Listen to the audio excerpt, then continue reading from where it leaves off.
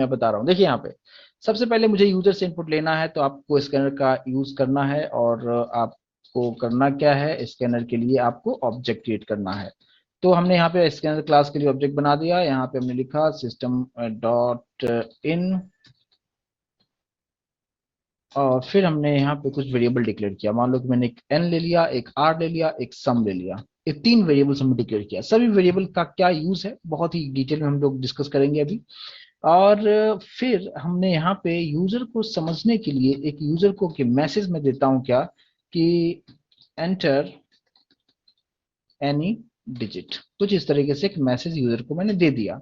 अब यूजर जो भी इनपुट देगा मैंने उसको एन में हमने स्टोर करके, हमने यहाँ पे एन में स्टोर करके हमने रख लिया है। ठीक है। अब क्या करते हैं हम लोग कि मैंने यहाँ पे एक लूप के बारे में ऑलरेडी आप लोग डिस्कस जानते हो, लास्ट क्लास में उसी के बारे में काफी डिटेल में डिस्कस किया था। मैंने यहाँ पे क्या लिखा कि यूजर जो भी इनपुट दे रहा है वो एन में देगा, और एन की वैल्यू अगर जीरो नहीं हो, है ना। यहाँ पे क्या लिखा मैंने, n is not equals to zero. और ये किस में आता है, रिलेशनल ऑपरेटर के अंदर में ये भी चीज आता है। तो ये हमेशा ट्रू और फॉल्स में ही रिटर्न करेगा, यानी बुलियन में रिटर्न करेगा। तो अगर ये कंडीशन ट्रू होगा तो इसके अंदर मैं कुछ इक्वेशन में लिखता हूं। यहाँ पे मैंने सबसे पहले लिखा क्या, आर जो मैंने वेरिएबल यहाँ पे डिक्लेयर किया हुआ था, आर इक्वल टू मैं लिख रहा हूँ क्या, एन मॉड 10। फिर सेकंड जो इक्वेशन मैं यहाँ पे लिख रहा हूँ वो मैं लिख रहा हूँ कि sum equals to sum plus r. और फिर जो थर्ड इक्वेशन है n equals to n divide 10। ये तीन इक्वेशन मैंने यहाँ पे यूज किया। और ये तीन इक्वेशन यूज करने के बाद हमने यहाँ पे जस्ट हमने प्रिंट कर दिया क्या, कि सम ऑफ द डिजिट इज, और सम को प्रिंट कर दिया। कुछ इस तरीके से, बस इतना ही मैंने कोडिंग किया। पहले मैं रन करना चाहूंगा और उसके बाद फिर इस चीज को एक एक लाइन को मैं काफी डिटेल में एक्सप्लेन हम लोग करेंगे। इस प्रोग्राम को मैंने सेव किया हुआ है डेस्कटॉप पे। आ, और यहाँ पे पहले मैं कमांड प्रॉम्प्ट ओपन कर दूं। ओके, अब देखिए आप यहाँ पे, अब यहाँ पे अगर इस प्रोग्राम में मैंने क्या किया, सबसे पहले ऊपर हमने स्कैनर ले लिया है, ऑब्जेक्ट हमने क्रिएट कर लिया है, यूजर से हम कुछ वेरिएबल्स डिक्लेयर किया एन आर एंड सम। और सिस्टम डॉट आउट में हमने क्या रखा, एंटर एनी डिजिट। यूजर से इनपुट जो भी लिया मैंने एन में स्टोर किया। मैंने यहाँ पे कंडीशन चेक किया, अगर कंडीशन सेटिस्फाइड होता है तो ये तीन इक्वेशंस को यहाँ पे परफॉर्म करेगा। और परफॉर्म करने के बाद फिर यहाँ पे जो है मुझे प्रिंट करके हमें यहाँ पे दिखाएगा, राइट। अब बात करते हैं कि चलो ठीक है, अब मुझे कंपाइल करना है। मैंने यहाँ पे क्या लिखा, जावा सी ए डॉट जावा, है ना। कंपाइल करते हैं हम लोग। और कंपाइलेशन के बाद देखेंगे सब कुछ ठीक है। और जब आप रन करेंगे तो आप देखेंगे क्या कि एंटर एनी डिजिट, जिस तरीके से हमें चाहिए था कुछ उसी तरीके से हमें आउटपुट दिखा रहा है। हमने कोई भी एक नंबर दे दिया, मान लो 1 2 3 4 ऐसे दे दिया। तो सभी का सम करेंगे तो कितना होगा, 4 + 3 + 2 + 1 कितना हो जाएगा, 10 होगा। अभी आप देख सकते हो सम ऑफ द डिजिट इज 10, यहाँ पे आपको दिखा रहा। तो ये जो 10 आपको जो दिखा रहा है प्रॉपर तरीके से हमें इसी तरीके से चाहिए था, और उसी तरीके से आउटपुट भी हमें मिल रहा है। लेकिन अभी जो मैंने कोडिंग यहाँ पे किया है वो कोडिंग किस तरीके से होगा, है ना। जो कोडिंग मैंने यहाँ पे लिखा है वो किस तरीके से समझना है, ये आपको बेहतर तरीके से आपको मैं एक एक लाइन को मैं काफी डिटेल में एक्सप्लेन करूंगा।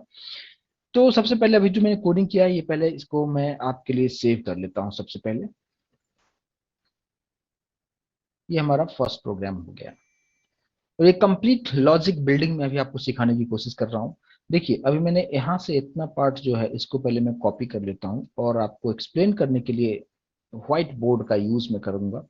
और यहाँ पे देखिए मैंने यहाँ पे एग्जैक्टली इस तरीके से यहाँ पे रख दिया है मैंने, है ना। जो कोड मैंने उधर लिखा था बस वही सब कोड मैंने यहाँ पे रख दिया है, कुछ इस तरीके से।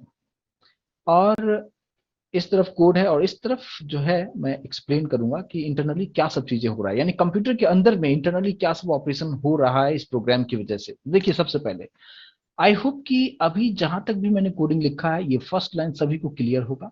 ये भी क्लियर होगा, यहाँ तक भी क्लियर होगा कि यूजर ने जो भी इनपुट दिया है वो इस एन में जाके स्टोर हो गया होगा। और यहाँ तक समझने में किसी को कोई डाउट नहीं होना चाहिए। ऑल क्लियर है क्या यहाँ तक, प्लीज मुझे कंफर्म करेंगे कि यहाँ पे जो मैंने टिक लगाया है इस सभी तीनों लाइन में किसी को कोई इशू है क्या। ऑल क्लियर है, मुझे कंफर्म करेंगे।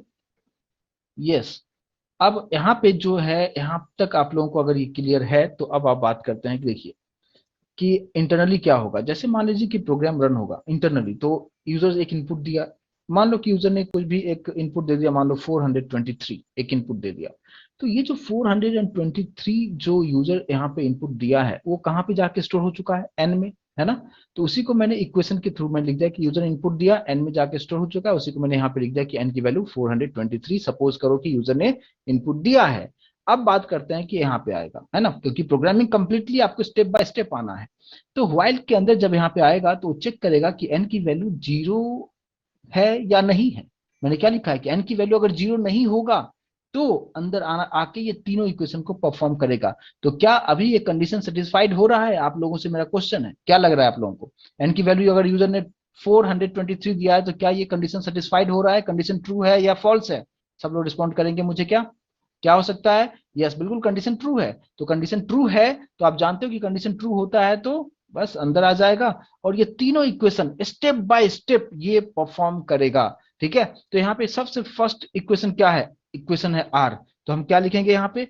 Are equals to n mod 10। N अभी हमारे पास कितना है? एन की वैल्यू मैंने दिया है, मैंने 423 हमने रखा है। उसको क्या करोगे आप? मॉड, मॉड यहाँ पे 10 लिखोगे। आंसर मुझे सब लोग बताएंगे कि what is the meaning of mod. यहाँ पे 423 को मॉड 10 करेंगे तो आंसर मुझे कितना मिलना चाहिए? सभी लोग रिस्पॉन्ड जरूर करेंगे, क्योंकि जब मैं आपको बता रहा था अर्थमेटिक एक्सेप्शन, वहां पे मैंने काफी डिटेल में एक्सप्लेन किया था कि मॉडुलस का क्या मीनिंग होता है। क्या हो सकता है, मुझे कोई बताएंगे क्या हो सकता है? और मैं सभी लोगों से आंसर चाहूंगा क्योंकि मैंने इसके बारे में ऑलरेडी बता चुका हूँ। राइट, यहाँ पे कुछ लोग बता रहे हैं रिमाइंडर, कुछ लोग बता रहे हैं करेक्ट आंसर दे रहे हैं। यानी मैं यहाँ पे कुछ लोग 23 भी बता रहे हैं। 23 कैसे हो सकता है? मैंने आपको बताया था कि अगर 423 को अगर आप डिवाइड करते हो 10 से, जो रिमाइंडर वैल्यू होता है उसको हम कहते हैं मॉड के फाइंड करने का तरीका होता है। तो यहाँ पे जो होता है, मैं सिंपल सा ट्रिक बताऊं कि किसी भी डिजिट में अगर आप मॉड 10 करते हो तो जो लास्ट का जो डिजिट होगा, जैसे यहाँ पे 3 है, यही उसका रिमाइंडर हो जाता है। तो यहाँ पे सिंपली इसका आंसर कितना होगा? 3 होना चाहिए। ठीक है, कोई लोग 4 भी बता रहे हैं, कैसे बता रहे हैं आप लोग? अच्छा, अभी मैं डिवीजन तो नहीं सिखा सकता हूँ, है ना। ठीक है, तो यहाँ पे 423 को अगर आप डिवाइड करते हो 10 से तो रिमाइंडर कितना होता है? 3 होता है। ठीक है, तो अब यहाँ पे 3 यहाँ पे हो चुका है। चलिए, पहला इक्वेशन को मैंने सॉल्व कर दिया है। दूसरे इक्वेशन पे आते हैं। सेकंड इक्वेशन क्या है? सम इक्वल्स टू, हमने क्या लिखा है? Sum equals to sum plus r, है ना। तो अब आपको यहाँ पे लिखना क्या है कि सम इक्वल्स टू, और सम अगर आप देखोगे पहले से मैंने जीरो करके रखा है, जहां पे टिक आपको लग रहा होगा कि सम को मैंने पहले से ही इनिशियलाइज करके रखा है जीरो से। तो मैंने यहाँ पे क्या इक्वेशन लिखा है कि sum equals to sum plus r, और सम तो पहले से ही कितना है? जीरो है। तो आपको यहाँ पे क्या लिखना है? जीरो प्लस, और यहाँ पे क्या है? आर, और आर की वैल्यू अभी जस्ट हमने फाइंड करके आपको बताया है 3 है। तो आंसर कितना आ जाएगा हमें? यहाँ पे सिंपली 3 प्रिंट करके आपको यहाँ पे प्रिंट नहीं करेगा, सम की वैल्यू अभी मेरे पास यहाँ पे 3 हो चुका है। चलिए, ये पार्ट हमारा हो चुका है। अब सेकंड इक्वेशन सॉल्व हो चुका है। अब बात करते हैं थर्ड इक्वेशन पे। थर्ड इक्वेशन की अगर हम बात करें तो फिर से यहाँ पे क्या है? n equals to n divide 10। तो अगर हम बात करते हैं यहाँ पे क्या, मुझे फाइंड करना है n equals to n divide 10, और n की वैल्यू हमने यहाँ पे क्या रखा हुआ है? 423। इसको डिवाइड करेंगे 10 से तो आंसर हमें कितना मिलेगा? 42 होना चाहिए। राइट, सब कुछ इंटीजर में है तो वहां पे इंटरनली जो है टाइप कास्ट हो जाएगा। तो यहाँ पे क्या हो जाएगा? आंसर में कितना मिलेगा? सिर्फ 42 आपको आंसर यहाँ पे मिलेगा। तो ये हमारा आंसर हो चुका है 42। यानी अब जो है n की जो वैल्यू है वो कितना हो चुका है? 42 हो चुका है, जो कि स्टार्टिंग में 423 था। अब वही वैल्यू हो चुका है कितना? 42। मतलब स्टार्टिंग में कितना था हमारे पास? 423 था। कंडीशन यहाँ पे सेटिस्फाइड हो रहा था, ये तीनों इक्वेशन को परफॉर्म किया, और अब n की वैल्यू जो हो चुका है 42 हो चुका है। और आप जानते हो कि लूप का मतलब क्या होता है? रिपीटेशन। और रिपीटेशन किस तरीके से होगा? यहाँ तक आने के बाद ये वापस से ऊपर जाके फिर से कंडीशन चेक करेगा कि क्या n की वैल्यू अब जीरो हुआ क्या। राइट, क्योंकि n की वैल्यू जो होगा यहाँ पे, अभी आपको क्या समझना होगा कि अब यहाँ पे क्या करना होगा कि n की वैल्यू हमारे पास अभी कितना है? 42 है। तो ये चेक ये करेगा कि हो रहा है क्या। आप लोग क्या बताएंगे? कंडीशन ट्रू है अभी भी या फॉल्स है? पहले n की वैल्यू 423 था, कंडीशन ट्रू था, अंदर आ गया था। अब n की वैल्यू कितना है? 42। ये वापस ऊपर जाके चेक करेगा तो 42 हुआ है, यानी n की वैल्यू जीरो तो हुआ नहीं है। तो n की वैल्यू अगर जीरो नहीं हुआ है, इसका मतलब क्या कि कंडीशन फिर से सेटिस्फाइड हो रहा है। और अगर कंडीशन ट्रू है, अंदर आएगा और फिर से यही सेम तीनों इक्वेशन को परफॉर्म करेगा, बट दिस टाइम आपके पास जो n की वैल्यू होगा कितना होगा? 42 होगा, और सम जो होगा पहले 0 था बट अब सम 0 नहीं होगा, अब सम कितना हो जाएगा, लास्ट का सम आपको लेना है जो कि 3 हो चुका है। तो अब आपको यहाँ पे सिंपली क्या करना है, आपको आर फाइंड करना है, क्योंकि कंडीशन सेटिस्फाइड हो रहा है। तो फिर से आप क्या निकालोगे, आर। आर इक्वल्स टू क्या है, एन मॉड 10, बट एन हमारे पास अभी कितना है, 42 है। तो 42 मॉड 10, आंसर हमें कितना मिलेगा, यहाँ पे सिंपली मैंने आपको जो ट्रिक बताया उसके अकॉर्डिंग आंसर 2 मिलेगा। और सेकंड इक्वेशन सम निकालोगे, सम कितना होगा, सम लास्ट का सम हमने कितना फाइंड किया था, सम कितना था, सम था 3। तो 3 प्लस, यहाँ पे हम क्या लिखेंगे, यहाँ पे हमारे पास कितना हो जाएगा, 3 प्लस, और रिमाइंडर कितना है हमारे पास 2, यानी आंसर हमें कितना आ जाएगा, यहाँ पे सम की वैल्यू 5 आ जाएगा। और फिर आप एन निकालोगे, n equals to n divide 10, n कितना है हमारे पास 42 है, राइट, डिवाइड यहाँ पे हमने क्या लिखा 10, आंसर हमें क्या मिलेगा 4 मिलेगा। यानी इसके बाद हमारे पास n की जो वैल्यू मिल चुका है वो है 4 मिल चुका है, राइट। आई होप कि सभी लोगों को समझ में आ रहा होगा, एकदम स्टेप बाय स्टेप बता रहा हूं। और जिनको अभी डाउट हो प्लीज अभी के अभी आप पूछ लेना कि कहाँ पे कंफ्यूजन हो रहा है। ऐसा नहीं कि पूरा कहानी खत्म कर दूं फिर आप पूछें, ठीक है। इसलिए अभी एकदम बिल्कुल स्टेप बाय स्टेप बता रहा हूं, इसको समझने की कोशिश कीजिएगा। अब आप यहाँ पे देखें क्या कि n की वैल्यू अब 4 हो चुका है, ये फिर से ये तीनों यहाँ पे इक्वेशन परफॉर्म होने के बाद ये फिर से ऊपर जाके चेक करेगा ये, और ये कब तक चलता रहेगा, जब तक कि n की वैल्यू 0 नहीं होगा तब तक ये प्रोसेस रिपीट होता रहेगा। फिर से देखा कि n की वैल्यू 0 हुआ क्या, नहीं 0 नहीं हुआ है, n की वैल्यू तो अभी 4 है, मतलब कंडीशन फिर से सेटिस्फाइड हो मिल रहा है उसको। फिर से अंदर आ जाएगा और फिर से यही तीनों इक्वेशन फाइंड करेगा। और अब यहाँ पे क्या होगा, r equals to n mod 10, तो 4 मॉड 10, आंसर कितना हो जाएगा यहाँ पे 4 हो जाएगा, राइट। अब अगर हम बात करते हैं क्या, देखिए लॉजिक कैसे होता है वही तो अभी सिखाने की कोशिश कर रहा हूँ, अभी समझने की कोशिश की, ये तो जस्ट फर्स्ट प्रोग्राम है। और ये कैसे लगेगा, है ना, कोई भी चीज अगर आप फर्स्ट टाइम, अब जैसे आप मान लो अल्फाबेट अगर आप सीखते हो, आप एबीसीडी आप पूछोगे एबीसीडी कैसे है, बना कैसे, है ना। तो वो जैसे जैसे आप उस पर काम करना शुरू करते हो ऑटोमेटिक आपको आने लगता है, तो वही चीज मैं भी आपको सिखा रहा हूँ, ठीक है। तो अभी आप देखिए यहाँ पे आर इक्वल्स टू मैंने क्या लिखा है, 4 मॉड 10 कितना हो जाएगा अभी हमारे पास 4 हो जाएगा, ठीक है। इसके बाद आपको क्या करना है कि सम निकालना है, तो सम यहाँ पे कितना होगा मुझे कोई बताएगा, सम इक्वल टू कितना होना चाहिए, लास्ट का सम हमने कितना फाइंड किया था, हमने लास्ट का सम फाइंड किया था कितना, कोई बताएगा लास्ट का सम कितना है अभी हमारे पास, अभी सेकंड इक्वेशन में क्या है, sum equals to sum plus r. तो सम की वैल्यू अभी कितना है कोई मुझे बताएगा, और मुझे सभी लोगों से आंसर मुझे चाहिए कि अभी सम की वैल्यू कितना होना चाहिए यहाँ पे, यस सम की वैल्यू, यस बिल्कुल, यहाँ पे लास्ट जो सम की जो वैल्यू है यहाँ पे 5 है, तो 5 प्लस और अभी जो रिमाइंडर हमने निकाला है वो 4 है, तो यहाँ पे आंसर कितना आ जाएगा, सम में 9 आ जाएगा। और फिर आप निकालोगे एन, एन इक्वल्स टू कितना हो जाएगा, एन डिवाइड 10, तो एन कितना है हमारे पास 4, और 4 डिवाइड 10 कितना होता है, मैं सभी लोगों से आंसर चाहूंगा, 4 डिवाइड 10 आंसर कितना होता है, 4 डिवाइड 10 आंसर कितना होगा, यहाँ पे जो मैंने लिखा है 4 डिवाइड 10 आंसर कितना होगा, पॉइंट में नहीं आएगा क्योंकि यहाँ पे सब कुछ इंटीजर में है, तो यहाँ पे आंसर हमें 0 आएगा, ठीक है। और जैसे ये 0 आया, यानी अब जो है n की वैल्यू, लास्ट अपडेटेड वैल्यू जो हमारे पास आया है वो कितना हो चुका है, वो 0 हो चुका है। और जैसे ये 0 हुआ, जब ये ऊपर जाके चेक करेगा तो कंडीशन यहाँ पे फॉल्स हो चुका है। और जब फॉल्स होने का मतलब मैंने आपको लास्ट क्लास में भी बताया था कि अब ये काम नहीं करेगा, अब ये इसके अंदर जाएगा ही नहीं, डायरेक्टली बाहर निकलेगा, और बाहर निकलेगा तो क्या प्रिंट करेगा, sum of the digit is sum, और लास्ट सम हमने कितना फाइंड किया है वो आपका आंसर हो जाएगा। लास्ट सम हमारे पास कितना था 9, और यही तो मुझे करना था कि यहाँ पे यूजर ने जो भी इनपुट दिया था 423, सभी को अगर आप ऐड करते हो तो आंसर कितना आएगा 9 आएगा। यस और नो प्लीज कंफर्म कीजिए, अभी आपको समझ में आया कि मैंने यहाँ पे जो कोड मैंने कुछ लिखा था, और यहाँ पे मैं आपको जो लूप आपको जो कल सिखाया था उसका मैं थोड़ा सा इंप्लीमेंटेशन करके आपको दिखा रहा हूँ। और ये आपको इंटरव्यू में पूछा जाता है कि आपका लॉजिकली आप कितना स्ट्रांग हो, और इंटरनली प्रोग्राम किस तरीके से काम करता है। आप किसी भी बुक में जाके आप देखोगे तो आपको सिर्फ इतना लिखा हुआ मिलेगा, लेकिन एक्चुअल में आपको वहां पे कोई बताता नहीं है कि इंटरनली वो कैसे काम करता है। मैंने आपको एक एक चीज स्टेप बाय स्टेप बताया कि इंटरनली वो किस तरीके से काम कर रहा है। और इसलिए मैंने बोला था कि अगर आपको कहीं डाउट हो तो उसी वक्त पूछे, अभी पूरा कहानी खत्म करने के बाद मैं फिर से क्या रिपीट करूं, मुझे समझ में नहीं आ रहा है। कहाँ पे डाउट है एग्जैक्टली वो चीज आप पूछिए, तो मैं मुझे समझ में आएगा कि कहाँ पे डाउट है। मैं पूरा रिपीट करने के मूड में तो बिल्कुल नहीं हूँ, क्योंकि मैं एक एक लाइन एक एक चीज एक्सप्लेन किया हूँ। और मैं इसलिए मैं बार बार बोल रहा था कि अगर कहीं पे भी आपको डाउट है वहीं आपको पूछना चाहिए कि हाँ यहाँ पे डाउट है, ठीक है। तो इस चीज को आप समझिए। यहाँ पे लास्ट में जो मैंने आपको क्या बताया कि यहाँ पे n की वैल्यू हमारे पास n था, यहाँ तक क्लियर होगा। इसके बाद मैंने वही सेम प्रोसेस में कर रहा हूँ, कुछ नया तो प्रोसेस कर ही नहीं रहा हूँ। n की वैल्यू 4 था, ये वापस ऊपर जाके चेक करेगा कि n की वैल्यू यहाँ पे 0 हुआ क्या, नहीं हुआ, अंदर आएगा और यहाँ पे सेम प्रोसेस किया 4 mod 10, तो कितना हो जाएगा 4 हो जाएगा। फिर सम फाइंड करोगे, सम कितना, लास्ट का सम कितना था, यहाँ पे 5 था, तो 5 + 4 9 हो गया। फिर n निकालते हो तो 4 / 10 0 हो गया, n हो गया 0। जैसे n की वैल्यू यहाँ पे 0 हुआ, ऊपर जाके कंडीशन चेक किया, यहाँ पे कंडीशन पहले ट्रू मिला करता था, अभी इस बार फॉल्स हो गया क्योंकि n की वैल्यू तो 0 हो चुका है। और जैसे ये कंडीशन फॉल्स मिला, अब अंदर नहीं जाएगा और प्रोग्राम वहीं पे टर्मिनेट हो जाएगा। राइट। आई होप कि अभी चीजें समझ में आ रहा होगा।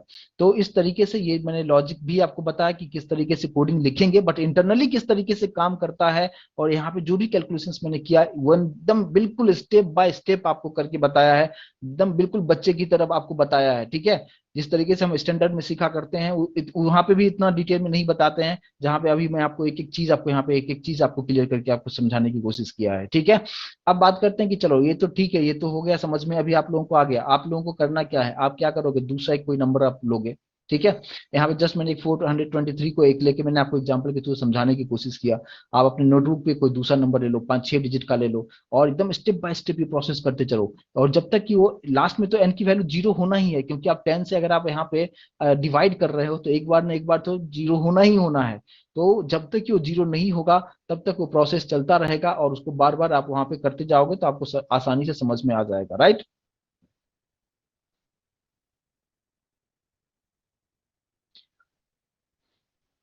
अभी जो फिलहाल मैं समझा रहा हूँ उस चीज पे फोकस कीजिए, बहुत सारी चीजें हैं करने के लिए। ठीक है, तो अब यहाँ पे हम लोग ये चीज अगर आपको समझ में आ गया है, अब आपका जो है, अब आपको क्या करना है, देखो अभी मैं सभी वैल्यू मैंने आपको बताया कि यहाँ पे एडिशन मुझे क्या करना था उसको मैंने आपको प्रिंट करके आपको दिखाया। लेकिन अगर बात करते हैं क्या कि मुझे रिवर्स करना है, यानी रिवर्स ऑर्डर में प्रिंट करना है। जैसे यूजर ने अगर मान लो कि एक नंबर दिया, ठीक है, मान लो कि मैं फिर से यहाँ पे आता हूँ और मान लो कि इस तरीके से रहेगा क्या कि एंटर एनी डिजिट, है ना, मान लो 1 2 3, अभी हमने आपको सम करना आपको दिखाया। लेकिन अगर आपको कहा जाए कि इसका रिवर्स कर दो, यानी रिवर्स ऑर्डर में प्रिंट करो, तो यहाँ पे कितना हो जाएगा 1 2 3 है, तो इसको रिवर्स ऑर्डर में प्रिंट करोगे तो कितना हो जाएगा 3 2 1, कुछ इस तरीके से होगा। अगर ये मुझे करना हो तो हम ये कैसे कर सकते हैं, ठीक है, रिवर्स ऑर्डर में करना हो तो हम कैसे कर सकते हैं। तो इसके लिए हम क्या करेंगे, अभी आपको ये वाला जो प्रोग्राम है अभी आपको समझना बहुत ही आसान होगा। कैसे आसान होगा, अभी आप यहाँ पे समझिए।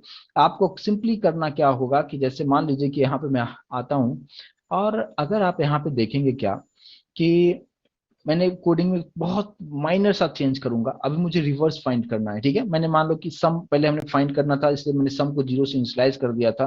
मैंने यहाँ पे एक वेरिएबल ले लिया are e we for reverse. आप कोई भी वेरिएबल एक्स वाई जेड कुछ भी नाम दे सकते हो, मैंने मीनिंगफुल नाम थोड़ा सा दे दिया यहाँ पे। और सब कुछ सेम रखा, जस्ट ये जो बीच में जो इक्वेशन लिखा था sum equals to sum plus r, इसको मैं यहाँ से निकाल देता हूँ। और यहाँ पे क्या रखा, reverse equals to reverse into 10, reverse into 10 plus r, बस इतना लिखा। और अब मैं यहाँ पे लिखता हूँ क्या कि रिवर्स इज, और वेरिएबल का नाम क्या है, REV हमने नाम दिया है। नाम आप कुछ भी लिख सकते हो, ठीक है, ऐसा मत समझना कि ये इनबिल्ट है, नहीं, ये जस्ट वेरिएबल का नाम है, आप कुछ भी लिख सकते हो। और अब इसी प्रोग्राम को आपने देखा कि कहाँ कहाँ मैंने चेंजेस किया, जस्ट यहाँ पे सम की जगह पे रिवर्स कर दिया, और यहाँ पे ये जो बीच वाला जो इक्वेशन था उसको मैंने चेंज किया है। अब इस प्रोग्राम को पहले मैं रन करके आपको दिखाना चाहता हूँ कि हमें जैसा आउटपुट चाहिए था उस तरीके से आ रहा है क्या। एंटर एनी डिजिट, मैंने लिखा 1 2 3 4, ठीक है, मैं एंटर कर रहा हूँ यहाँ पे, देखो आप आ गया 4 3 2 1, यानी रिवर्स में करके आपको दिखा तो रहा है यहाँ पे। लेकिन अब ये जो मैंने कोड लिखा है ये काम किस तरीके से करेगा इसको आपको समझना जरूरी है। और आप इस चीज को, इस प्रोग्राम को अब बहुत ही आसानी से और बेहतर तरीके से आप समझेंगे। मैं सेम उसी तरीके से फिर से मैं इसी कोड को मैं यहाँ से कॉपी करके और व्हाइट बोर्ड पे लेके आता हूँ, ताकि आप उसको बेहतर तरीके से समझ पाएंगे। और अब आप बहुत ही आसानी से इस चीज को, इस पर्टिकुलर लॉजिक को बेहतर तरीके से समझेंगे। अब आप देखो, आप यहाँ पे इंटरनली क्या होगा, अभी यहाँ पे सबसे पहले मान लो कि सेम एग्जांपल भी सेम रखता हूं ताकि आपको समझने में आसानी होगी। यहाँ पे मैंने क्या रखा, यूजर ने मान लो एक नंबर दे दिया 423, और ये नंबर जाके कहाँ पे जाके स्टोर हो जाएगा, इस एन में जाके स्टोर हो जाएगा। इसके बाद यहाँ पे आके कंडीशन चेक करेगा, कंडीशन फिर ऑब्वियसली यहाँ पे ट्रू है क्योंकि एन की वैल्यू 0 नहीं है, मतलब कंडीशन ट्रू है। ट्रू है तो अंदर आएगा और फिर सेम उसी तरीके से तीनों इक्वेशन को फाइंड करेगा, एकदम स्टेप बाय स्टेप आपको आना है। R equals to n mod 10, n हमारे पास कितना है 423 मॉड 10। अभी अब मैं आपको मॉड के बारे में समझाने की बात नहीं, आप लोगों को खुद समझ में आ गया होगा। अब बात करते हैं रिवर्स, सेकंड इक्वेशन। रिवर्स में क्या है, रिवर्स इंटू 10 है ना। रिवर्स पहले से मैंने कितना रखा हुआ है 0, तो 0 इंटू 10 प्लस आर, है ना, कितना होगा आंसर यहाँ पे 3 होगा, यस और नो। और फिर यहाँ पे n फाइंड करेंगे तो n हमारे पास कितना है 423 डिवाइड 10, यहाँ पे कितना आ जाएगा हमारे पास 42। यानी अब जो n की जो वैल्यू है हमारे पास आ गया कितना 42 आ गया। यहाँ तक सभी लोगों को क्लियर है क्या, ऑल क्लियर यहाँ तक। अभी जो n की वैल्यू 423 था, अब n की वैल्यू 42 हो गया है। आई होप कि सभी लोगों को क्लियर होगा। अब यहाँ पे ये जैसे हुआ कंप्लीट, ये वापस से रिपीट करके ऊपर जाके चेक करेगा फिर से कंडीशन कि n की वैल्यू 0 हुआ क्या, चेक करेगा। n की वैल्यू 0 नहीं हुआ है, n की वैल्यू अभी भी कितना है हमारे पास, n की वैल्यू 42 है, यानी कंडीशन फिर से सेटिस्फाइड हो रहा है। तो फिर से ये अंदर आएगा और स्टेप बाय स्टेप फिर से तीनों इक्वेशन को परफॉर्म करेगा।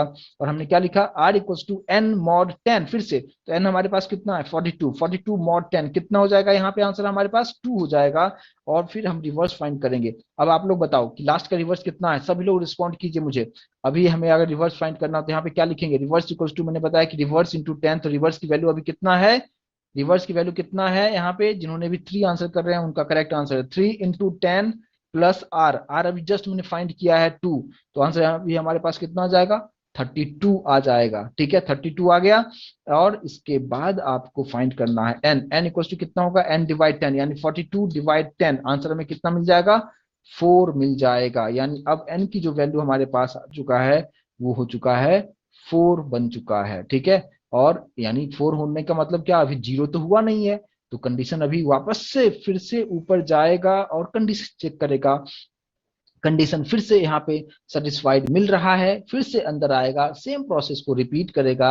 और फिर से आप यहाँ पे निकालोगे r equals to 4 mod 10, answer हो जाएगा कितना 0। और फिर अगर मैं बात करता हूँ रिवर्स का, तो लास्ट का रिवर्स, मैं एक सेकंड में मिस्टेक कर रहा हूँ यहाँ पे जो होगा 0 नहीं होगा 4 होगा, सॉरी। ठीक है, 4 मॉड 10 4 होगा। अब यहाँ पे रिवर्स कितना हो जाएगा, रिवर्स इंटू 10, तो लास्ट का रिवर्स कितना था हमारे पास, यहाँ पे अगर आप देखेंगे ये 32 था, राइट। तो हम लोग क्या लिखेंगे 32 इंटू 10 और प्लस आर, आर हमारे पास कितना है 4 है, तो हमारे पास कितना हो जाएगा 324, कुछ इस तरीके से होगा। और फिर हम यहाँ पे फाइंड करेंगे n, और n इक्वल्स टू हमारे पास अब कितना है 4 डिवाइड 10, हमें कितना मिल जाएगा, वैल्यू यहाँ पे 0 मिल जाएगा। और अब जो है n की जो वैल्यू हमारे पास है वो कितना है 0 हो चुका है। और अगर ये वैल्यू 0 हो चुका है, इसका मतलब क्या, कि अगर फिर से वापस ऊपर आके कंडीशन चेक करता है और उस वक्त इसको कंडीशन सेटिस्फाइड नहीं मिलेगा, कंडीशन फॉल्स हो जाएगा। और फॉल्स होने का मतलब अब ये तीनों इक्वेशन परफॉर्म नहीं करेगा, डायरेक्टली बाहर आएगा और बाहर आके आपको प्रिंट करेगा आर ई वी। और आर ई वी अगर आप देखेंगे तो आर ई वी जो मैंने फाइंड किया हुआ है वो यहाँ पे है आपके पास 324, और हमारे पास जो नंबर दिया गया था वो था कितना 423। अगर इसको रिवर्स ऑर्डर में करते हो तो आंसर ऑब्वियसली आपको 324 ही मिलता है। आई होप कि अभी आपको चीजें समझ में आ रहा होगा। यस और नो प्लीज मुझे कंफर्म कीजिए यहाँ तक, जो कोडिंग किस तरीके से था, इंटरनली क्या हो रहा है। अब आपको इतना तो जरूर आपको समझ में आ गया होगा कि फ्लो ऑफ एग्जीक्यूशन किस तरीके से होता है। कोई भी कोड भी अगर आप देखते हो तो उस कोड को बहुत आसानी से आप समझ सकते हो। और आपको समझने के लिए सिंपल मैंने आपको बताया, हर चीज के लिए रूल आपको बताया है कि कहाँ पे किस तरीके से काम होता है, फ्लो ऑफ एग्जीक्यूशन, कंट्रोल कहाँ से कहाँ जाता है। अगर वो चीज आपको अच्छी तरीके से समझ में आता है तो कैसा भी कोड आप बहुत आसानी से समझ सकते हो। और इंटरनली किस तरीके से काम करता है ये भी चीज आपको बेहतर तरीके से समझ में यहाँ पे आ गया होगा। तो ये हमारा हो जाता है क्या, कि नंबर को रिवर्स करना हो तो हम किस तरीके से कर सकते हैं। लेकिन अब यहाँ पे क्वेश्चन आता है क्या, कि चलो यहाँ तक तो ठीक है, एक टर्म आता है आपसे इंटरव्यू में पूछा भी जाता है क्या, पैलिंड्रोम नंबर। ठीक है, ये क्या होता है, बहुत सारे लोगों को पता होगा, बहुत सारे लोगों को नहीं भी पता होगा। पैलिंड्रोम नंबर क्या होता है, क्या हो सकता है, ये सिंटैक्स है कृष्णा, अभी मैं उसमें उतना मैं अभी मैथमेटिक्स तो नहीं सिखा सकता हूँ मैं, जस्ट वो अब ये सब चीजें जो है अभी जो मैं आपको बता रहा हूँ, मैं आपको जन अगर आपने सही से अगर आपने 11th 10th अगर आपने किया होगा तो वहां पे भी ये सब चीजें था, ठीक है। तो ये उतना मैथमेटिक्स में अभी नहीं बता सकता हूँ मैं आपको, जस्ट लॉजिक है कैसे हम यहाँ पे इम्प्लीमेंटेशन करते हैं उसके बारे में मैं आपको बताऊंगा, ठीक है। क्योंकि उसको बताने जाऊंगा तो मुझे पूरा मैथमेटिक्स सिखाना पड़ेगा, तो मैथमेटिक्स तो मैं नहीं सिखा सकता हूँ अभी, आप समझने की कोशिश कीजिए, राइट। चलिए तो अभी बात करते हैं क्या कि हम लोग यहाँ पे पैलिंड्रोम नंबर की बात करते हैं कि पैलिंड्रोम नंबर क्या होता है। कोई आइडिया पैलिंड्रोम नंबर क्या होता है? देखिए प्रोग्रामिंग जो होता है ना, प्रोग्रामिंग जो होता है, मतलब मैं आपको क्या सिखा रहा हूँ, जो मैथमेटिक्स में जो चीजें होता था उसको हम प्रोग्रामिंग में किस तरीके से यूज करेंगे, है ना। अभी आपको मैं आपको सिंपल सा चीजें अभी जो प्लस माइनस चीजें बता रहा हूँ, अब अभी बहुत सारे लोगों को मॉड का मतलब नहीं समझ में आ रहा था जबकि मैंने एक्सप्लेन किया था, फिर भी आप लोग कंफ्यूज कर रहे थे कि मॉड का मतलब क्या होता है ना। कोई बता रहा है 4 आंसर, कोई बता रहा है 42 आंसर। तो अब मैं डिवीजन तो नहीं सिखा सकता हूँ, है ना, उतना चीजें बेसिक अगर मैं बताने जाऊंगा तो जो कोर्स 2 महीने का है 2 साल में भी खत्म नहीं होगा, ठीक है ना। तो अभी आप यहाँ समझिए कि यहाँ पे पैलिंड्रोम नंबर क्या होता है। पैलिंड्रोम का मतलब ये होता है कि ऐसा नंबर जिसको, जैसे मैंने यहाँ पे लिखा है 121, अगर इसको अगर आप फिर से रिवर्स ऑर्डर में प्रिंट करते हो तो फिर से वही नंबर आ जाएगा, उसी को हम क्या कहते हैं, पैलिंड्रोम नंबर कहते हैं, राइट। समझ में आया होगा। यानी और बहुत सारे हैं पैलिंड्रोम नंबर, ठीक है। जैसे मान लो 141, 111, 222, है ना। तो इस सारे बहुत तरीके के बहुत सारे सारे नंबर ऐसे हैं जहां पे आपको आपको पता चलेगा कि पैलिंड्रोम नंबर का मतलब क्या है। मतलब ऐसा नंबर जिसको रिवर्स ऑर्डर में अगर प्रिंट करना चाहो तो फिर से वही नंबर प्रिंट होता है, उसी को हम पैलिंड्रोम नंबर कहते हैं। तो आपको इंटरव्यू में क्वेश्चन क्या पूछा जाता है कि यूजर ने एक नंबर दिया और आपको बताना है कि क्या वो नंबर पैलिंड्रोम नंबर है या नहीं है, आपसे क्वेश्चन ये पूछा जाता है ना। तो कैसे करेंगे, कैसे किया जा सकता है। मैंने आंसर जो अभी आपको बताया इसी पेज में मैंने इसलिए इसको रखा है क्योंकि आंसर आधा आंसर इसी में, आधा नहीं मतलब 80% आंसर मैं दे चुका हूं।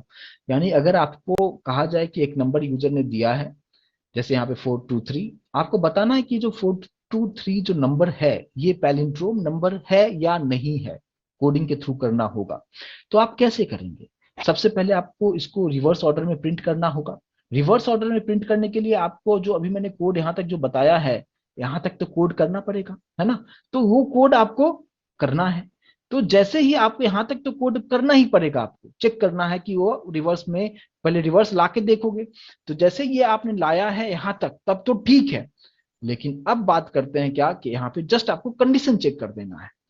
कंडीशन हम यहाँ पे कैसे हम चेक करेंगे, देखिए यहाँ पे सिंपली हमने क्या किया, अभी आपको से पहले ये समझना है कि यूजर ने जो नंबर दिया वो किस में है, एन में है। और आपने जो इसका जो रिवर्स लाया था वो कौन सा वेरिएबल हमने यूज किया था, आर ई वी में हमने स्टोर किया हुआ है। तो अगर मैं एन का कंपैरिजन अगर इस आर ई वी के साथ करता हूं तो क्या सही होगा। हाँ, यहाँ पे कुछ लोगों ने बताया भी है कि r e v equals to n किया जा सकता है, ओके। चलिए ठीक है। तो मैं वापस से मैं कोडिंग पे आता हूँ पहले, और इस चीज को समझ समझ आपको बेहतर तरीके से भी आ जाएगा। अभी आप देखिए, अभी आप लोग जैसा बता रहे हैं क्या, आप लोग बता रहे हैं क्या कि इफ के अंदर अगर मैं ऐसा लिखता हूँ क्या कि यूजर ने जो इनपुट दिया वो एन में है, और उसको आप कंपैरिजन कर रहे हो किसके साथ, आरईवी के साथ, यानी दोनों के पास यूजर ने जो इनपुट दिया था वो एन के पास है, और रिवर्स लाने के बाद जो डेटा था वो आरईवी में था। अगर ये कंडीशन इक्वल इक्वल का मतलब ऑलरेडी मैं एक्सप्लेन कर चुका हूं, अगर ये कंडीशन सेटिस्फाइड होगा तो आप यहाँ पे क्या प्रिंट कर दोगे, यहाँ पे सिंपली आपको प्रिंट कर देना है क्या कि given number is a palindrome number, है ना। कुछ इस तरीके से आप यहाँ पे लिख दोगे आप, ठीक है।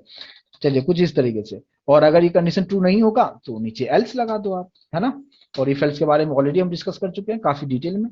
और नीचे हमने यहाँ पे क्या प्रिंट कर दिया, given number is not palindrome number, कुछ इस तरीके से डाल दिया।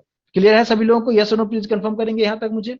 अभी जो मैंने कोडिंग लिखा है इस तरीके से काम करेगा, जिस आप लोगों ने आप बहुत सारे लोगों ने ऐसा बताया कि हाँ ये काम करेगा, ठीक है। आप ही में से किसी ने एक क्वेश्चन भी मतलब ये आंसर भी टाइप किया था कि कुछ इस तरीके से किया जाएगा। आप लोगों को क्या लग रहा है, रेस्ट लोग बाकी जो हैं सभी के सभी लोग रिस्पॉन्स जरूर कीजिए कि क्या हो सकता है कि अभी अगर मैंने कुछ इस तरीके से अगर कोडिंग लिखा है तो क्या अभी मुझे जिस तरीके से आउटपुट चाहिए उस तरीके से ये आउटपुट हमें देगा। और आप लोगों सभी लोग बता रहे हैं बिल्कुल देगा, ठीक है। चलिए तो इसको मैं कंपाइल करके आपको दिखाऊं और फिर आप यहाँ पे देखिए कि क्या सब चीजें हो सकता है।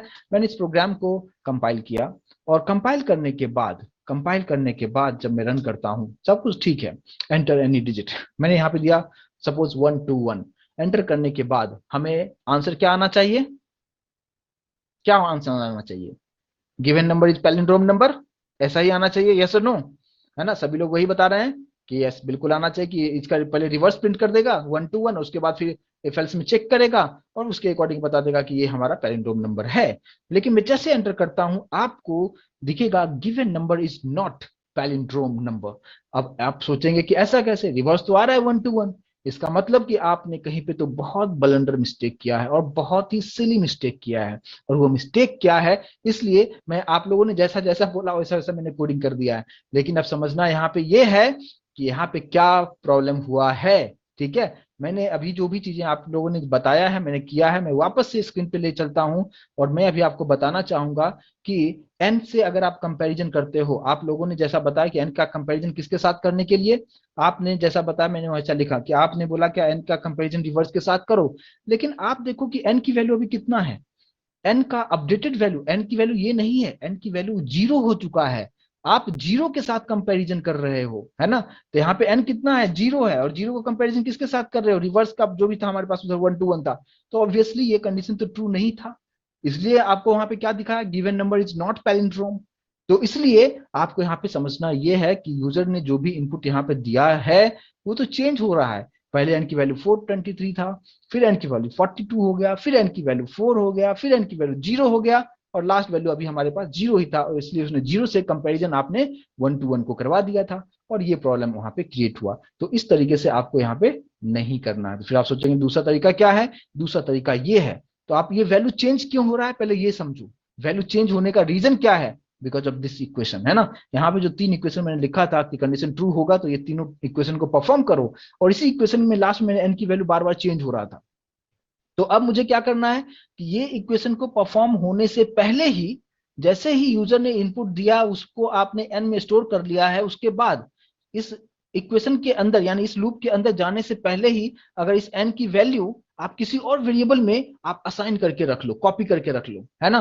तो फिर क्या होगा, कॉपी करके रख लिया तो वो वैल्यू उस पर्टिकुलर वेरिएबल में स्टोर रहेगा और एन के साथ जो भी कैलकुलेशन होगा एन हो जाएगा 0। लेकिन जो ओरिजिनल वैल्यू होगा जहां पे आपने एक एक्स्ट्रा वेरिएबल में स्टोर कर देते हो वो आपके लिए काम करेगा। कैसे, यहाँ पे देखो, यहाँ ये इक्वेशन यहाँ पे नीचे है, लेकिन मैंने यहाँ पे क्या किया, यूजर ने जो भी इनपुट दिया मैंने एन में स्टोर कर लिया। अब मैंने यहाँ पे एक्स्ट्रा वेरिएबल सपोज एक्स ले लिया और यहाँ पे क्या किया, एन के पास जो भी वैल्यू था उसको कॉपी करके किस में रख दिया, मैंने एक्स में रख दिया। तो एक्स के पास ओरिजिनल वैल्यू रहेगा, लेकिन ये इक्वेशन की वजह से एन का कैलकुलेशन होगा, एन 0 हो जाएगा, लेकिन ओरिजिनल वैल्यू अभी भी एक्स में रहेगा। तो कंपैरिजन हमें किसके साथ करना चाहिए, यहाँ पे एक्स के साथ कंपैरिजन करना चाहिए। और अब आपको एक्सपेक्टेड आउटपुट आपको मिलेगा।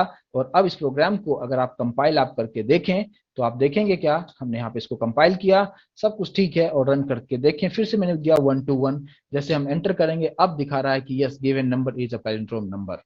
और दूसरा अगर आप यहाँ पे देखे, देखो मान लो 1 to 3 दिया मैंने, देखो 1 to 3 अगर दिया तो रिवर्स कितना हो रहा है, 3 to 1, यानी इट्स नॉट पैलिंड्रोम नंबर।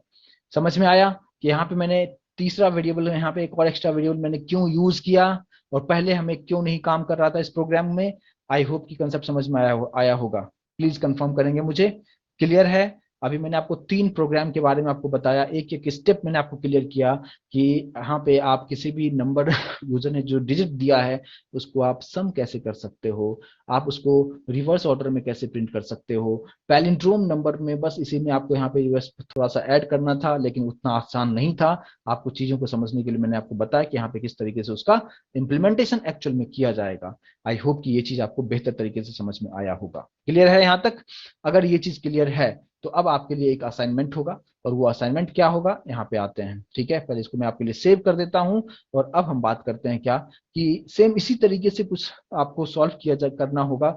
और एक कंसेप्ट होता है जिसको हम कहते हैं क्या, जिसको हम कहते हैं क्या, आर्मस्ट्रॉन्ग नंबर, है ना।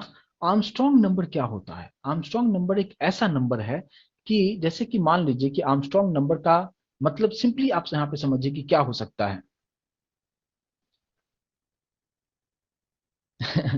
अभी मैं सही में बता रहा हूँ, आप लोगों का जो क्वेश्चन है ना, मतलब अजीब तरह से क्वेश्चन आप लोग पूछते हैं।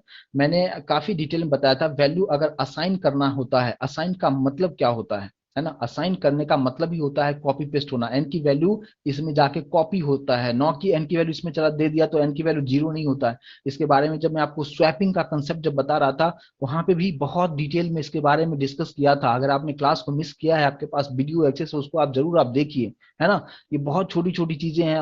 अगर ये सब चीजें, अगर मान लो कि अगर आप यहाँ पे एन की वैल्यू एक्स में लिखते हो, तो आप लोग बता सकते हो कि एन की वैल्यू कितना होगा, एन की वैल्यू भी वही रहेगा ना, है ना। तो सिंपल सी चीजें हैं। तो ये मैं अभी आपको जो भी चीजें यहाँ पे इंप्लीमेंटेशन करके जो आपको लॉजिक बता रहा हूँ, ये जितना पहले मैंने आपको बताया वही सब कंसेप्ट्स मैं यहाँ पे इंप्लीमेंटेशन कर रहा हूँ। और ये छोटी छोटी plus minus multiplication division modulus अगर आपको समझ में नहीं आएगा तो फिर मुश्किल है मुझे एक्सप्लेन करना, है ना। चलिए ठीक है। अब हम बात कर रहे थे क्या कि अगर मुझे करना हो क्या, कि अगर आप सिंपली यहाँ पे समझिए कि क्या हो सकता है। अगर हमने यहाँ पे लिखा है आर्मस्ट्रॉन्ग नंबर क्या होता है। देखिए आर्मस्ट्रॉन्ग नंबर का कंसेप्ट क्या है, कि एक ऐसा कंसेप्ट कि अगर मान लीजिए बहुत रेयर नंबर होता है जिसको आर्मस्ट्रॉन्ग नंबर कहते हैं। जैसे मान लीजिए कि 153, ठीक है, इसको हम आर्मस्ट्रॉन्ग नंबर कहते हैं। क्यों कहते हैं, इसका रूल क्या है। जितने भी नंबर यहाँ पे है, 1 है, 5 है और 3 है, आप सभी नंबर का इंडिविजुअल आप क्यूब निकालो, ठीक है। अब ये मत पूछना कि क्यूब कैसे निकाला जाता है, ठीक है। तो 1 का क्यूब कितना होगा, यानी 1 × 1 × 1 कितना होगा, 1 का क्यूब 1 हो जाएगा। 5 का क्यूब 5 × 5 × 5 ये कितना हो जाएगा, 125 होना चाहिए, राइट। उसके बाद 3 का क्यूब निकालेंगे, 3 × 3 × 3 कितना होगा, 27 होगा। और अब आप क्या करेंगे कि यहाँ पे जितने भी आपने क्यूब निकाला है सभी को आप 1 + 1 25 + 27 इस सभी को आप ऐड करेंगे तो आपको फिर से यही नंबर आता है। और इसी को हम क्या कहते हैं, आर्मस्ट्रॉन्ग नंबर। ये इसका रूल होता है, ठीक है। अगर गिवन नंबर जो है और आप ये इस तरीके से कैलकुलेशंस आप करते हैं और यहाँ पे क्यूब का सम करते हो, तो आपको जो नंबर आता है, अगर वही फिर से वही नंबर आता है, तो उसी को हम क्या कहते हैं, आर्मस्ट्रॉन्ग नंबर कहते हैं। आपका क्वेश्चन ये है कि आपको यूजर से एक इनपुट लेना है, यूजर ने कोई भी एक नंबर दिया और वो नंबर आर्मस्ट्रॉन्ग नंबर है या नहीं है, वो चीज आपको बताना है। और मैं आपको बताऊं इसका आंसर मैं आज ही आपको फर्स्ट प्रोग्राम जब बताया था उसी वक्त मैंने आपको दे दिया है, ठीक है। वहां पे मैंने जो फर्स्ट प्रोग्राम जो बताया था कि यूजर से मैंने एक इनपुट लिया था, मान लो 1 2 3, और इसका समझा मैं अभी आपको जो एग्जांपल समझा रहा था 423, इसका ऐड करके मैंने आपको कितना निकाला था, है ना, कितना बताया था, यहाँ पे 9 बताया था मैंने, है ना। तो अभी मुझे क्या करना है, बस उसी में क्यूब को आपको ऐड करना है, ठीक है। तो आप उसको आप कैसे करेंगे मैं आपको उसमें बता दिया हूँ, आप कैसे लॉजिक वहां पे लगाएंगे। गूगल का हेल्प लेंगे तो आप सीख नहीं पाएंगे, आप अपना ब्रेन यूज कीजिए और थोड़ा सा आप वहां पे आप इम्प्लीमेंटेशन करके देखेंगे तो इजी तरीके से उसको किया जा सकता है। कैसे होगा उसको ट्राई जरूर आप कीजिएगा, ये आप लोगों का असाइनमेंट है, इसको भी मैं आपके लिए सेव कर देता हूँ, ठीक है। चलिए ये पार्ट आपको करना है। दूसरी बात कि अब हम बात करते हैं क्या कि एक और कंसेप्ट आप समझिए क्या, कि एक होता है क्या फिबोनेसी सीरीज। क्या होता है फिबोनेसी सीरीज, कुछ आइडिया है आप लोगों को, फिबोनेसी सीरीज क्या होता है। देखिए मैं आपको बता रहा हूं कि क्या होता है फिबोनेसी सीरीज। फिबोनेसी सीरीज मतलब क्या कि एक नंबर का सीरीज होता है जो उसमें दो नंबर तो फिक्स होता है, 0 और 1, ये फिक्स होता है, ठीक है। लेकिन अब तीसरा जो नंबर होगा ये दोनों का एडिशन होगा, 0 और 1 को ऐड कर दो तो कितना होगा, 1। अब जो फोर्थ नंबर होगा हमेशा प्रीवियस 2 का ऐड करना है, प्रीवियस ऑल नहीं, सिर्फ 2, प्रीवियस 2 का ऐड करना है। तो यहाँ पे जो फोर्थ अगर नंबर हम प्रिंट करें, जिससे पहले कौन कौन सा नंबर है, दो नंबर को ऐड करो, 1 + 1 कितना हो जाएगा, यहाँ पे 2 हो जाएगा। अब मुझे आप बताओ कि इसके बाद यहाँ पे क्या होगा, सभी लोग मुझे रिस्पॉन्ड करेंगे, इसके बाद कौन सा नंबर होना चाहिए। यस बिल्कुल सही बता रहे हैं, यहाँ पे बाकी लोग भी रिस्पॉन्ड कीजिए, बिल्कुल सही है। तो यहाँ पे कितना हो जाएगा, 3 होगा। अब यहाँ पे कितना हो जाएगा, 5 हो जाएगा, प्रीवियस 2 का ऐड करते चलना है। यहाँ पे कितना हो जाएगा, 8 हो जाएगा, यहाँ पे कितना हो जाएगा, 13 हो जाएगा, कुछ इस तरीके से चलता जाता है। तो इस तरह का जो अगर आप नंबर का सीरीज अगर आप देखते हैं तो उसी को क्या कहते हैं, फिबोनेसी सीरीज कहते हैं इसको, ठीक है। तो ये जो फिबोनेसी सीरीज है, आपसे इंटरव्यू में पूछा जाता है कि कैसे आप प्रिंट कर सकते हैं, ठीक है, फिबोनेसी सीरीज कैसे हम प्रिंट कर सकते हैं। तो अब ये कैसे प्रिंट किया जाएगा, मैं वापस से पहले कोडिंग पे आता हूँ, पहले कोडिंग के थ्रू आपको बताने की कोशिश करता हूँ और फिर मैं आपको स्टेप बाय स्टेप आपको समझाऊंगा, बहुत बारीकी समझा, बहुत इजी ये प्रोग्राम। देखिए यहाँ पे कुछ मुझे यूजर से लेना नहीं है, ठीक है। तो प्रोग्राम को एकदम सिंपल रखता हूँ। प्रोग्राम को बिल्कुल सिंपल रखता हूँ। देखिए हमारे पास मैंने n1 ले लिया, n1 कितना है, 0 है। वो पहले मैं आपको बता दिया कि दो नंबर हमारे पास फिक्स होता है। तो n1 ले लिया और n2 ले लिया। n2 हमारे पास कितना है, 1 होगा, और एक n3 ले लिया हूँ, ठीक है। अब मैंने प्रिंट कर दिया यहाँ पे किसको, n1 को प्रिंट कर दिया है। तो n1 हमारे पास 0 है, वो प्रिंट हो जाएगा। n2 जो होगा वो हमारे पास 1 है, वो प्रिंट हो जाएगा। चलो ठीक है यहाँ तक। अब आपके पास क्वेश्चन ये आता है क्या कि ये जो फिबोनाची सीरीज प्रिंट करना है, कितनी बार प्रिंट करना है, ये क्वेश्चन आपको मिलता है। तो मुझे जो प्रिंट करना है, मान लो मुझे 10 टाइम्स प्रिंट करना है, ठीक है। तो यहाँ पे सिंपली आप लूप लगा दो, क्योंकि बार बार वही प्रोसेस करना पड़ेगा, उससे बेहतर है कि लूप लगा दो। और कोई भी लूप लगा सकते हो। मैंने यहाँ पे फॉर लूप लगा दिया। मैंने यहाँ पे एक काउंटर लगा दिया कि काउंट करो, सी से 1 से स्टार्ट करो, और यहाँ पे क्या लिखा कि सी इज लेस इक्वल टू 10 तक जाना चाहिए, और इंक्रीमेंट हमने 1 का कर दिया। और यहाँ पे आके अब इसके अंदर मैंने क्या रखा, देखो सी की वैल्यू 1 है, कंडीशन ट्रू है। अब यहाँ पे मैंने क्या लिख दिया कि मुझे अब n3 फाइंड करना है, और n3 का रूल मैंने क्या बताया, n1 प्लस n2 होगा, होगा ना, यस और नो। n3 का मतलब क्या कि जो भी n1 और n2 का पहले का जो वैल्यू है, दोनों को ऐड कर दो तो वही n3 का वैल्यू हो जाएगा। और फिर हमने यहाँ पे प्रिंट कर दिया, किसे प्रिंट कर दिया, n3 को हमने यहाँ पे प्रिंट कर दिया है, ठीक है। बस काम खत्म। यानी अब यहाँ पे जो आंसर आपको क्या आएगा, 0, और यहाँ पे जो आंसर आपको आएगा 1, और यहाँ पे कितना हो जाएगा, यहाँ पे भी 0 प्लस 1 यानी 1 तो आ जाएगा, ठीक है। लेकिन अब इसके बाद का जो प्रोसेस है वो कैसे होगा, ये आपको समझना है। अब यहाँ पे मैं सिंपल सा क्या करता हूँ, बस दो इक्वेशन लिखूंगा, n1 इक्वल्स टू n2 और n2 इक्वल्स टू n3, बस इतना कहानी मैंने लिख दिया। अब जैसे ही ये दो इक्वेशन लिखा, आपका काम खत्म। मतलब क्या, क्या अब आप देखो कि अगर मैं इस प्रोग्राम को मैं कंपाइल करता हूं और जैसे रन करता हूं, आपको आउटपुट कुछ उसी तरीके से मिल रहा है, 0 1, और देखो फिर 1 2 3, सेम उसी तरीके से आपको आउटपुट यहाँ पे आपको दिखा रहा है। तो अब ये आउटपुट तो हमें मिल गया, बिल्कुल उसी तरीके से जैसा हमें चाहिए था। लेकिन ऐसा दो इक्वेशन में क्या था जिसकी वजह से ये कहानी आपको अच्छी तरीके से ये चल चुका है। तो कैसे होगा, अब देखिए, अब सेम इक्वेशन को मैंने यहां से उठा लिया, और आपको समझाने के लिए उस पेज पे आते हैं, और वहां पे एक एक लाइन बाय लाइन में आपको एक्सप्लेन करता हूं, बेहतर तरीके से आप समझिए। यहाँ पे देखिए, मैंने वही कोडिंग यहाँ पे रख दिया, ठीक है। बहुत सावधानी से यहाँ पे समझने की कोशिश कीजिए, बहुत इजी कोड है, ठीक है। बहुत आसानी से आप समझेंगे, बहुत बारीकी से समझने की कोशिश कीजिएगा। देखिए यहाँ पे क्या सब चीजें होगा, ये हमारा कोड हमने लिख दिया है, ठीक है। थोड़ा सा कोड को मैं ऐसे कर देता हूँ ताकि आपको थोड़ा सा सेपरेशन लगे कुछ। ये हमारा कोड है, ठीक है। चलिए अब देखिए क्या होगा यहाँ पे, इसको हटा देते हैं, एक सेकंड। चलो ठीक है, अभी आप देखो क्या होगा कि अभी आपने देखा क्या कि हमारे पास यहाँ पे n1 और n2 यहाँ तक तो क्लियर होगा, 0 एंड 1, यानी ये 0 प्रिंट हो गया, वो 1 प्रिंट हो गया। इसके बाद फिर कंट्रोल कहाँ पे आता है, उसके बाद कंट्रोल अंदर आया, यहाँ पे फॉर लूप में C1 है, कंडीशन ट्रू है।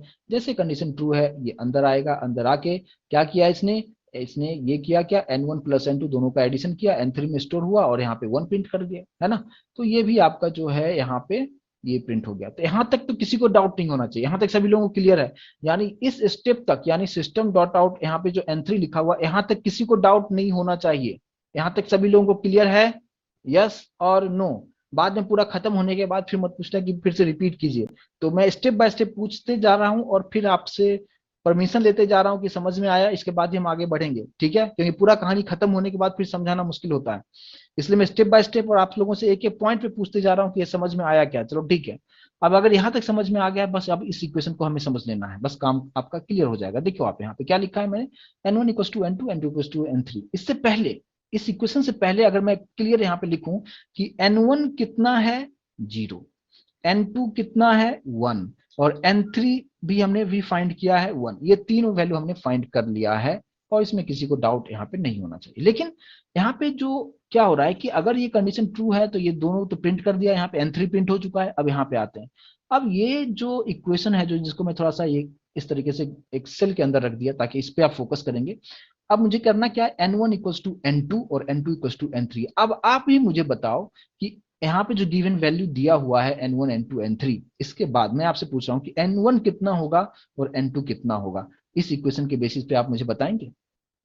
मैंने क्या लिखा है, n1 इक्वल्स टू क्या लिखा है, n2। तो n2 की वैल्यू कितना है, वही वैल्यू किसका हो जाएगा, अब n1 की वैल्यू हो जाएगा। तो n2 की वैल्यू कितना है, कोई बताएगा मुझे, अभी कितना है n2 की वैल्यू हमारे पास कितना है, 1 है, सभी लोगों को समझ में आ रहा होगा। तो यहाँ पे वही वैल्यू कितना हो जाएगा, यानी अब अपडेटेड n1 कितना हो गया, 1 हो चुका है। सभी लोगों को समझ में आया, किसी को भी डाउट नहीं होना चाहिए यहाँ पे। जितने लोग हैं सभी सभी रिस्पॉन्ड जरूर कीजिए, ठीक है।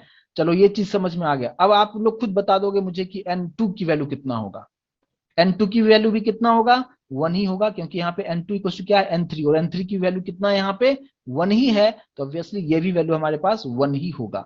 तो चलो ये चीज आपको समझ में आ चुका है, यानी ये इक्वेशन जो सॉल्व हुआ, अब वैल्यू भी मैंने निकाल के आपको यहाँ पे बता दिया।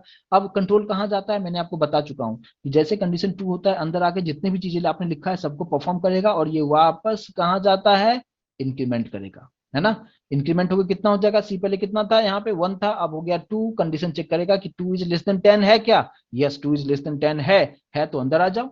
अंदर आएगा और अंदर आके क्या करेगा, वो कैलकुलेशन फाइंड करेगा, N3 equals to N1 plus N2। अब N3 फाइंड करेगा वो फिर से, तो अब N3 इक्वल्स टू कितना फाइंड करेगा, N1 प्लस N2, और N1 प्लस N2 अभी आपने जस्ट अभी आप लोगों ने बताया है कितना है, 1 प्लस 1 कितना हो गया, 2, यानी N3 की जो वैल्यू है ये कितना हो गया, अब 2 हो गया। अब बस ये इक्वेशन परफॉर्म हुआ, सिस्टम डॉट आउट पे मैंने किसको प्रिंट किया है, N3 को प्रिंट किया, और N3 हमारे पास कितना हो गया है, 2, और वही 2 अगर आप बारीकी से देखेंगे तो आपको यहाँ पे मिलेगा 2 प्रिंट किया हुआ। समझ में आ रहा है सभी लोगों को, क्लियर है। तो आपको यहाँ पे ये चीज समझ में आ गया, 2 प्रिंट हो गया, चलो ठीक है। अब इसके बाद ये सेकंड स्टेप हो गया, ठीक है, यानी अब जो अपडेटेड N1 N2 N3 है उसका वैल्यू आपको पता है। अब आप मुझे बताओ कि अब जो है, अब इसके बाद N1 की वैल्यू आप बताओ और N2 की वैल्यू अब बताओ कितना होगा। अब N1 कितना होना चाहिए, सभी लोग रिस्पॉन्ड करेंगे, N1 की वैल्यू कितना होना चाहिए, बिल्कुल सही है, N1 की वैल्यू यहाँ पे 1 होगा, और N2 की वैल्यू कितना होगा, N2 की वैल्यू कितना होगा, N2 का मतलब क्या, N3 की वैल्यू हो जाएगा, राइट। तो यहाँ पे कितना है, वो 3 है, बस हो गया।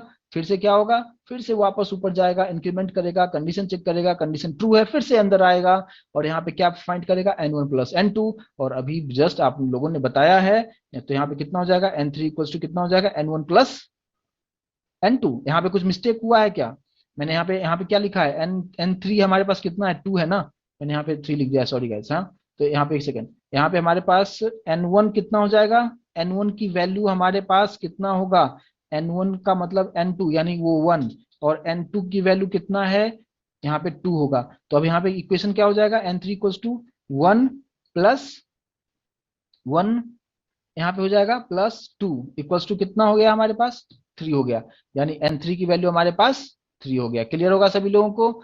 तो अब अभी आप अगर यहाँ पे ये जैसे N1 प्लस N2 हुआ, दोनों का ऐड किया, 1 प्लस 2 दैट इज 3, और सिस्टम डॉट आउट पे N3 को प्रिंट करोगे तो कितना आंसर आ जाएगा मुझे, यहाँ पे आपका 3 आपको मिल चुका है।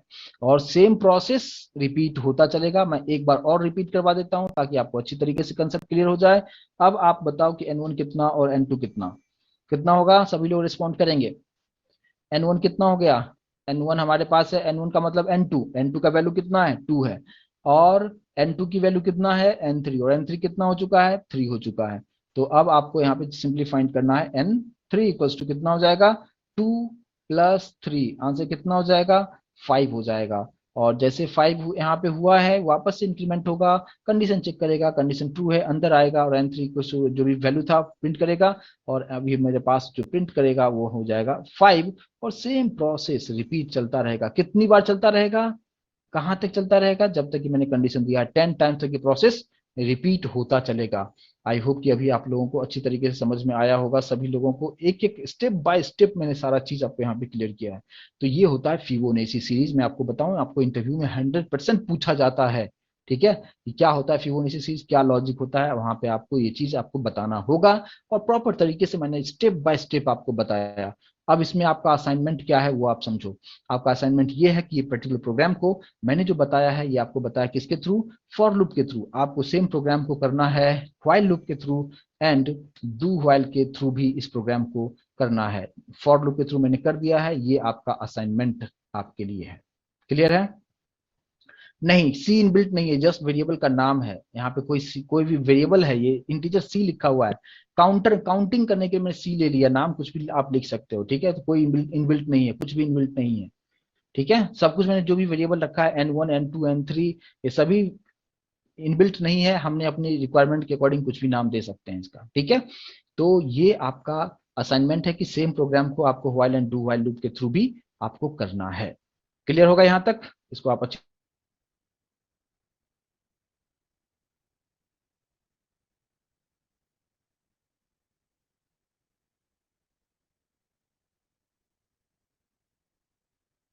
चलिए तो आज इतना ही रखते हैं, फिर मिलते हैं हम लोग कल के सेशन में, आगे का पार्ट हम डिस्कस